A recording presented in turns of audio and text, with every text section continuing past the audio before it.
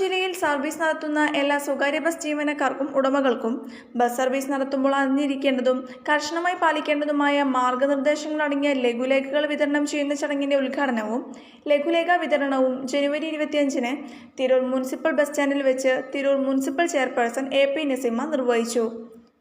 ചടങ്ങിന്റെ അധ്യക്ഷൻ PA Naseer bus ജീവനക്കാർക്കും ബസ് ഉടമകൾക്കും ബോധവൽക്കരണം നൽകുകയും ചെയ്തു. അപ്പോൾ വാഹനത്തിന്റെ രേഖകൾ കറക്റ്റായിട്ട് സൂക്ഷിക്കേണ്ട ഒരു ഉത്തരവാദിത്വം എന്ന് പറയുന്നത് ഒരിക്കലും ജീവനക്കാരിലുപരി അത് വാഹന ഉടമയുടെ തന്നെയാണ്.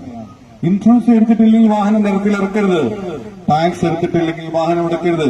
ടാക്സ് ഇറക്കാത്ത വാഹനങ്ങൾക്ക് പെർമിറ്റ് ഇല്ല. അത് നിങ്ങൾ മനസ്സിലാക്കേണ്ട ഒരു കാര്യമാണ്. ഞങ്ങൾ കഴിഞ്ഞ 2 ദിവസം ചെക്ക് ചെയ്തപ്പോൾ 1 വർഷമായിട്ട് ടാക്സ് ഇറക്കാത്ത ഓടി ഞങ്ങൾ ഞെട്ടിത്തിരിച്ചുപോയി. അതൊന്നും ഒരിക്കലും അനുവദിക്കാൻ പറ്റില്ല.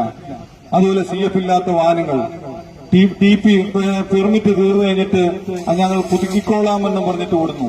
വാഹനം പരിശോധിക്കുമ്പോൾ ഡ്രൈവറെടുത്തും കണ്ടക്ടറും ഒരു രേഖകൾ കാണിക്കാനില്ല.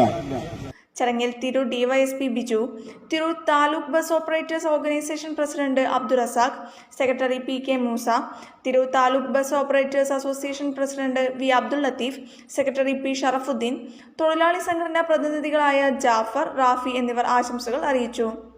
വാഹനത്തിന്റെ രേഖകളെല്ലാം തന്നെ കൃത്യമായി വാഹനത്തിൽ സൂക്ഷിക്കണമെന്നും ബസ്സിൽ യാത്ര ചെയ്യുന്നവർക്ക് ടിക്കറ്റ് കർശനമായി നൽകണമെന്നും ബസ് ജീവനക്കാർ നിർബന്ധമായും യൂണിഫോമും നെയിം ബാഡ്ജും ധരിക്കണമെന്നും യാത്രക്കാരോട് മാന്യമായി പെരുമാറണമെന്നും വിദ്യാർത്ഥികൾക്ക് കൺസെഷൻ ഒരു കാരണവശാലും നിഷേധിക്കരുതെന്നും വാഹനം ഡ്രൈവ് ചെയ്യുമ്പോൾ മൊബൈൽ ഫോൺ ഉപയോഗിക്കരുതെന്നും മോശം അവസ്ഥയിലുള്ള വാഹനങ്ങൾ ഉടൻ തന്നെ അറ്റകുറ്റപ്പണികൾ നടത്തണമെന്നുമുള്ള കർശന നിർദ്ദേശങ്ങൾ അടങ്ങിയതാണ് ലഘുലേഖ.